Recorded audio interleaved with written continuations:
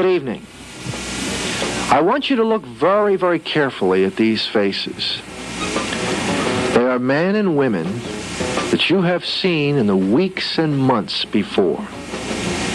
They are an integral part of our drama, The Seven Keys.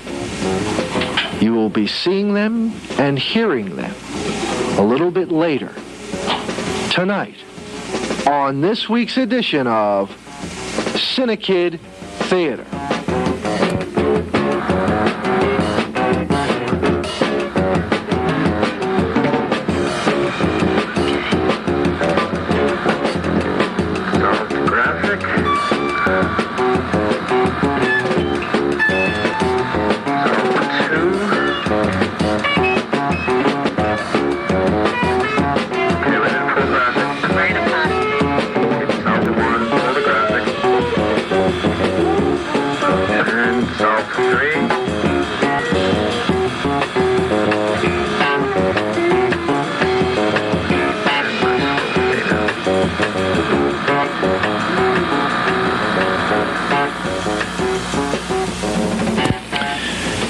Good evening.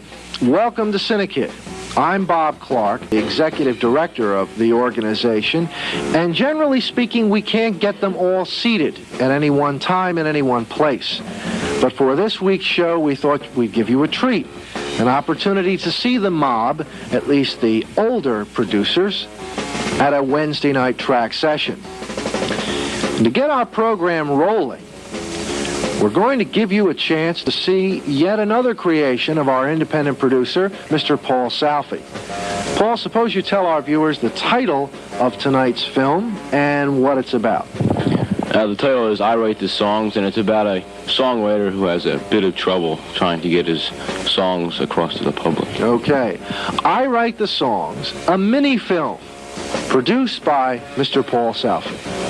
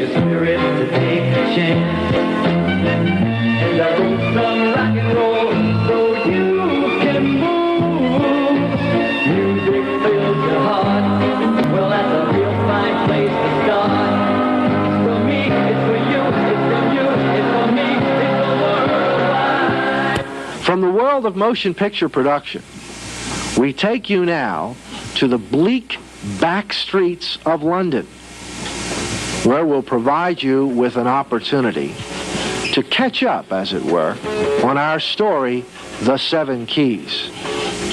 Here, then, we present 6 of the important characters from our continuing drama, The Seven Keys. Miss Phipps talked me into all of this.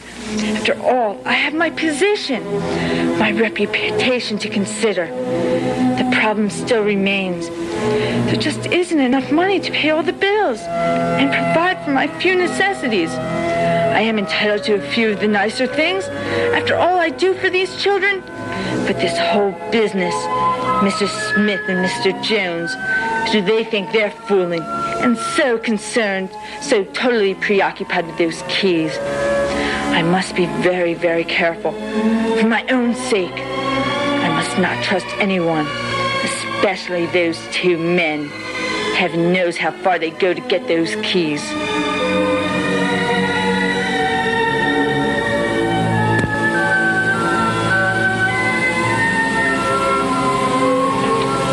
So, Holmes, we meet again. It had to be fate. This was all too simple, so uncomplicated. A matter for someone with far less ability, far less intelligence than I. But wouldn't it have to be that way? Of all people, the infamous Mr. Holmes intrigued by such a silly matter as the disappearance of a few keys. And now, the whole issue has dragged on and on. The whole problem has been magnified to major proportions. I'm surrounded with idiots, incompetence. Too near and yet too far.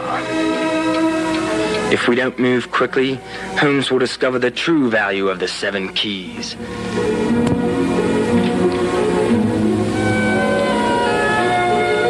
It has to be Moriarty. No one else could have run me on such a series of fool's errands, or been so vicious about Watson. He's a master of disguises, of plots and counterplots. But the secret is to discover his motive. If I could only ascertain precisely what he hopes to gain. What is there about these 7 keys that would motivate a diabolical mind such as his? It's been tough sledding so far, and doubly complicated with poor Watson out of the picture. He's a tough old bird, but this last brush was a bit too close. I must use all my faculties to discover what Moriarty really wants.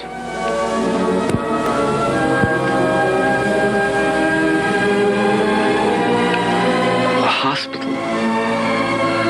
What am I doing in a hospital? They tell me I'm a doctor, a physician. My name is John Watson.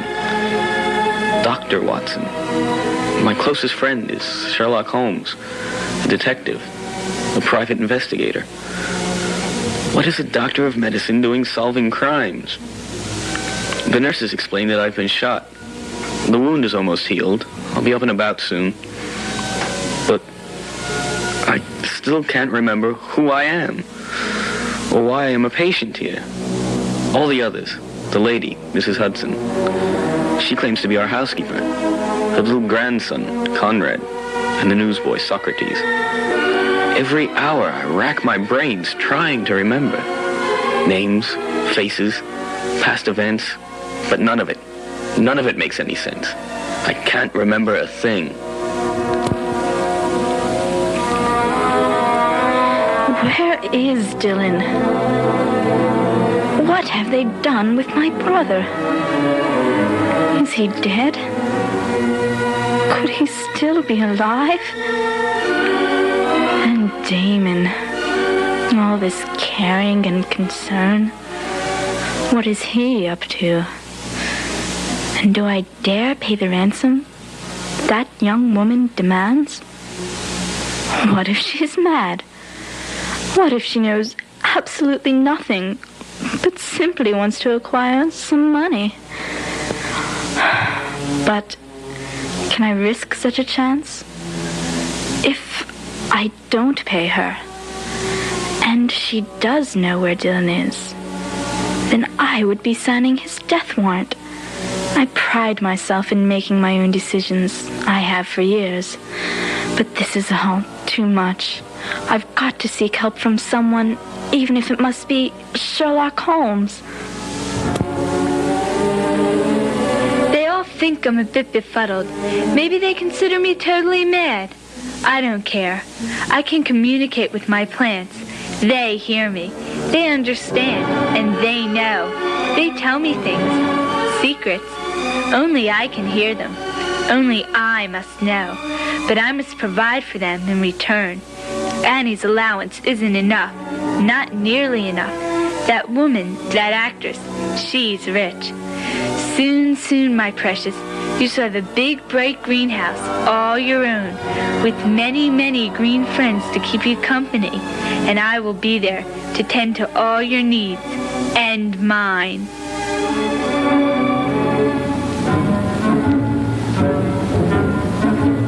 A few years ago, we undertook a rather significant step in our development. Our boys and girls worked on a full-length feature film that combined many new areas and gave the kids an opportunity to experiment. We've come a long way since this particular film was made, but still, it is impressive and thoroughly entertaining.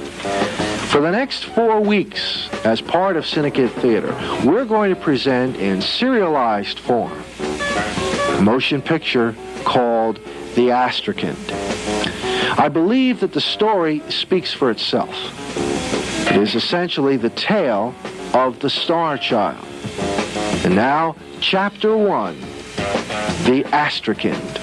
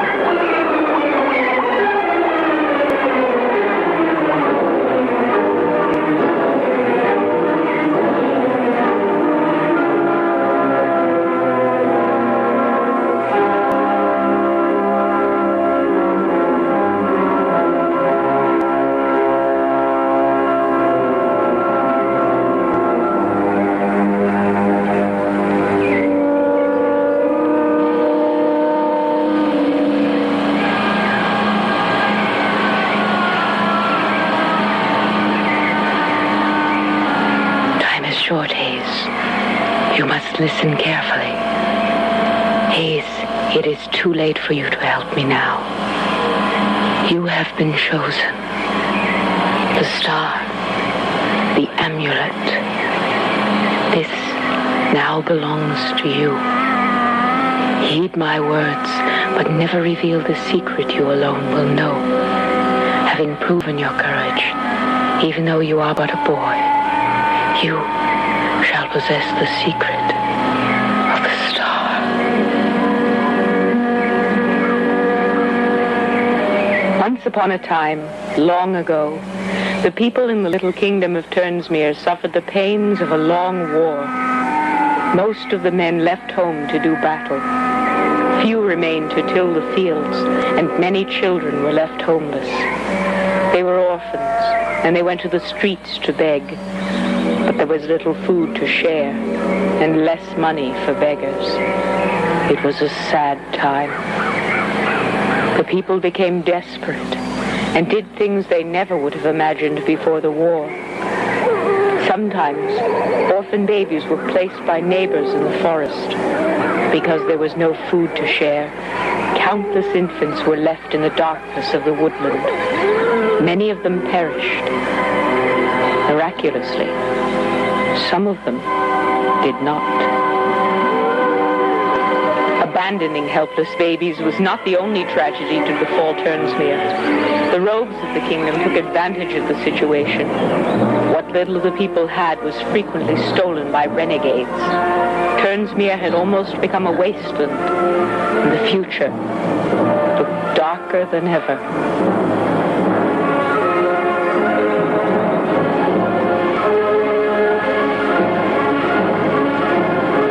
And just when all seemed lost, the war ended, and a new king ascended to the throne. He was a strong leader who promised to restore Turnsmere to its former greatness. His name was King Edmund. He had been Prince of Norwich, with his lovely Queen Madeleine at his side.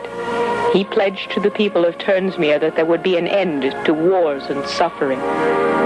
King Edmund helped his subjects to buy seed for planting.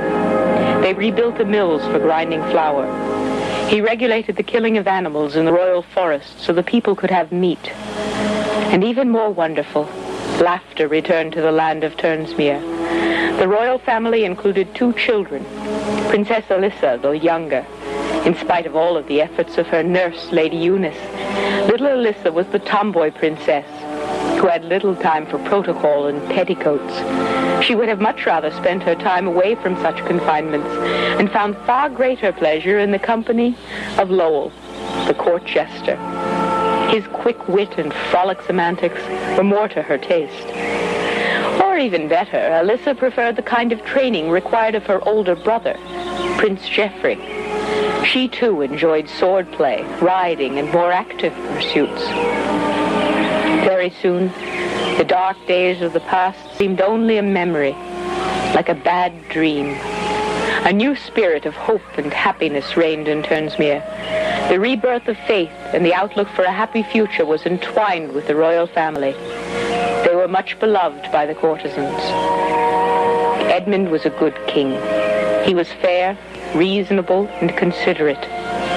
His wife was as intelligent as she was beautiful. And their children, 11-year-old Alyssa and her 14-year-old brother, Geoffrey, combined all the good qualities of their parents.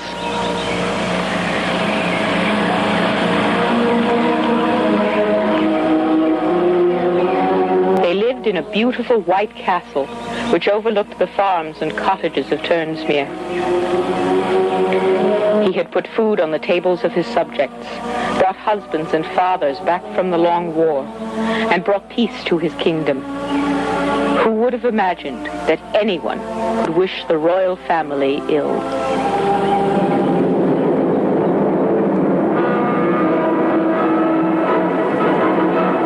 But on the edge of the land of Turnsmere, in a castle dark and foreboding, dwelt those with evil in their hearts. Lord Griswold was the master of the manor. A second cousin of King Edmund, he lived with his family within the gloomy walls of the Castle de Mara. Griswold's wife, Lady de Mara, was always witty at royal banquets and most charming with the royal family. But there were rumors that de Mara was a witch, skilled in the art of black magic. Speculation on this very point was enhanced by the fact that Lord Griswold himself was a wizard, a magician who frequently tampered with the dark world. Some even said that their daughter Iona was a witch. She rarely spoke. Her only joy seemed to come from watching fire or even the flame of a candle. Lord Griswold was consumed by a single purpose, to become king of Turnsmere. Edmund was a popular monarch, and Griswold must therefore force the king to abdicate the throne. Griswold would not rest until the crown was placed upon his head. His followers were driven by greed and their own madness. His lieutenant was Cadman, a thief and murderer. Burgess was another lackey, a brute of a man. It was said that he once fought a bear without a single weapon and killed the beast. Finally, there was Wade, an individual of limited moral character, whose slow-wittedness frequently taxed the patience of others. With this motley band of thieves and cutthroats, and his own skill in the black arts, Griswold and his followers were ready.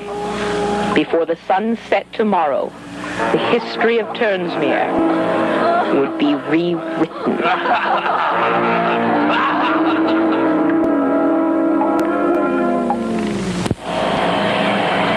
It was a beautiful day in Turnsmere, the kind of spring morning that makes you feel happy to be alive.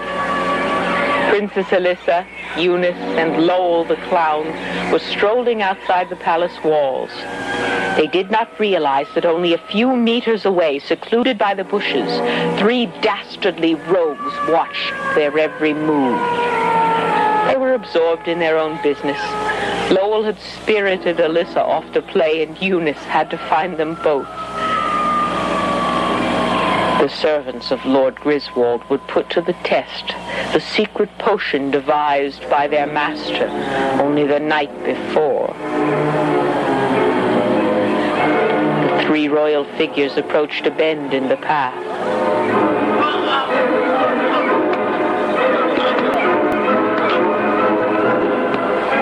If it was a fight these renegades were looking for, then the princess would happily oblige.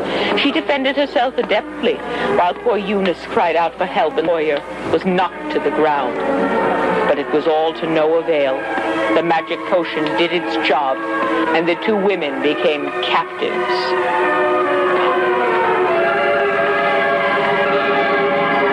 The royal child awoke from her drugged sleep.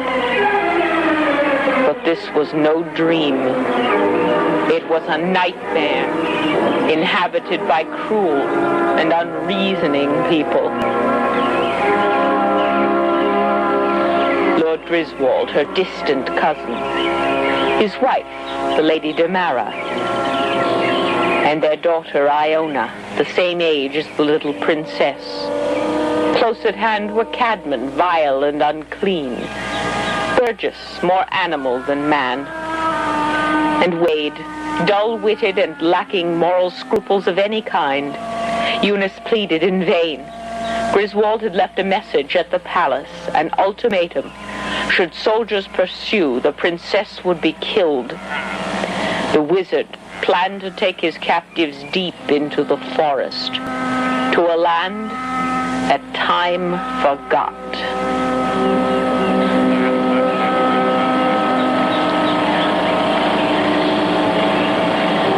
What the young prince had discovered outside the palace walls made him most concerned. His dear friend Lowell was bruised and badly beaten, lying near the forest. What has happened? And where are Alyssa and Eunice? Questioned Geoffrey. Your sister, Princess, and dear Lady Eunice. We were overpowered by 3 ruffians. Did you recognize them? Had you ever seen them before?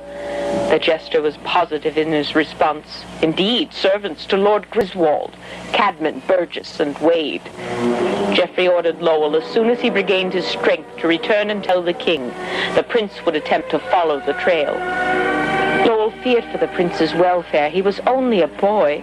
Should not the youth allow the king to handle such matters? I am Edmund's son. Alyssa is my sister. Eunice is my friend.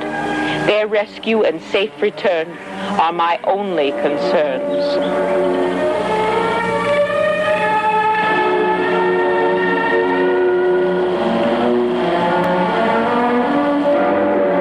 Deeper into the forest of Turnsmere, the evil courtesans and their royal captives continued. Griswold's plans were most precise. He alone knew what fate had in store for the helpless little princess and her devoted nurse. Edmund would not, he could not dare to follow them. Of this Griswold was sure, and they continued their perilous journey.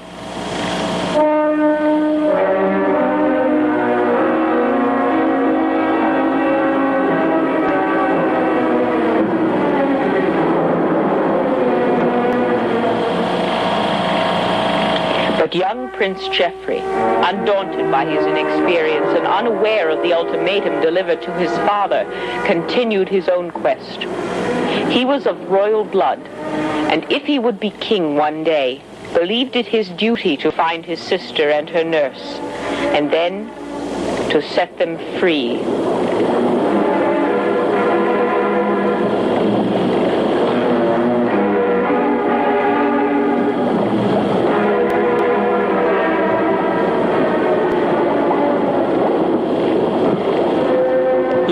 Oswald continued on his treacherous journey, confident that within the dark trees of the forest he could travel without incident. But was this peaceful glen only inhabited by birds and rabbits, deer and fox? No, the forest contained some secrets of its own, 11 of them to be precise, the wolf children of Ternsmere. These were the babies who had miraculously survived, the infants abandoned on the edge of the forest during the Long War. Many had been nursed by wolves, the name, the wolf children. They had grown up and never left the forest. They had lived by their wits, traded skins for cast-off clothing from the village, and for the most part kept to themselves. But while the forest was their home, Ternsmere was their kingdom, and they knew the trespassers in their domain.